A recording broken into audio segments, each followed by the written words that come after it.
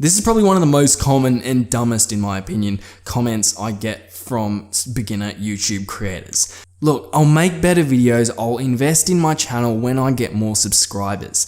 This is like the most common objection I hear when I ask people to actually invest in their channels. Now, before I break down this belief pattern, I'd like to steelman it for a second. Basically, these people's points are, what's the point in spending money and time on your YouTube channel before you know for a fact whether you're going to be successful or not? There's no point in investing in, say, courses, equipment, or software, and investing your time as well, unless you're relatively sure that people like you and will enjoy your content.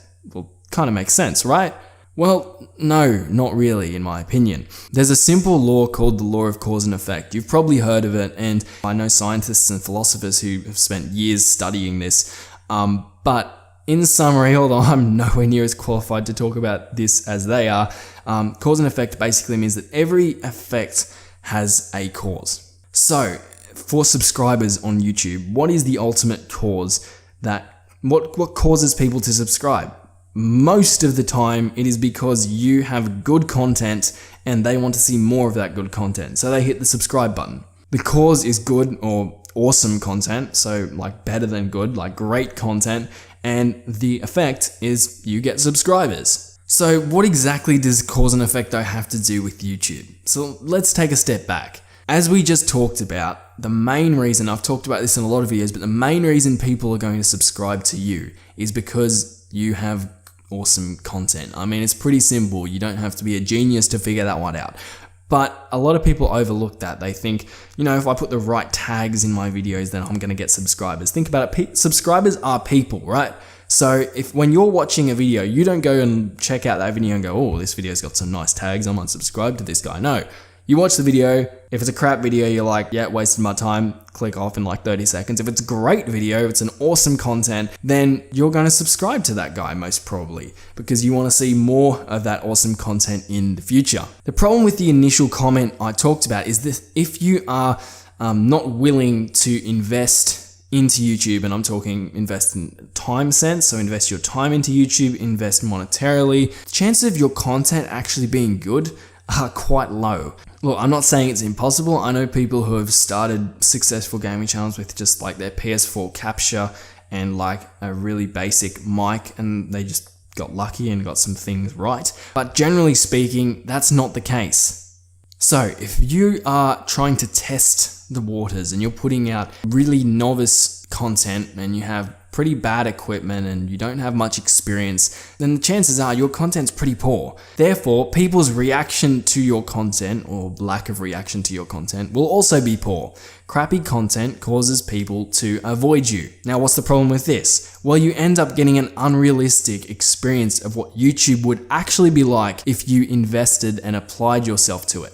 Remember, the whole point of not investing in YouTube was so you could see what YouTube was like and see if people liked you. And you're not achieving any of those things because firstly, you're not seeing what YouTube's truly like because you're just getting hate or you're not getting anything, which is even worse. And secondly, you're not receiving the critical information of whether people like you and whether your content and your niche is a successful one because your content, and probably just through lack of experience or lack of equipment and software, is pretty garbage. When you're watching a YouTube video, you don't think, oh, that guy probably, is probably just giving YouTube a go just for fun. And, he probably doesn't really have any good equipment. And, I'm sure he really wants to succeed. So I'll just, subscribe to him anyway. You don't really think that way. Or I don't anyway. I look at a video. If it's great, I might want to see more of that guy. And so I'll subscribe. If it's crap, not only will I leave that video, but the chances of me clicking on any one of that guy's future videos are extremely, extremely low.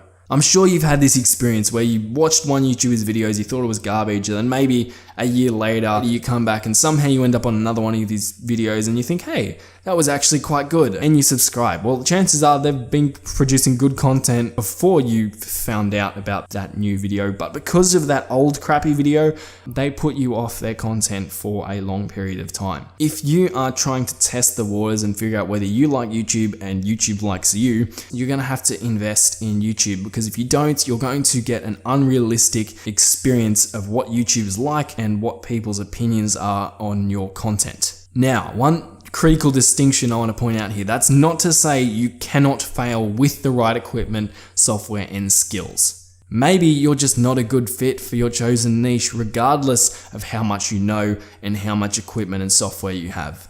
For example, I had been doing YouTube for about 3 years at the time, and I just got to the stage where I felt pretty confident and was doing well, and I decided, I'll give another game a go. I don't remember what the game was exactly.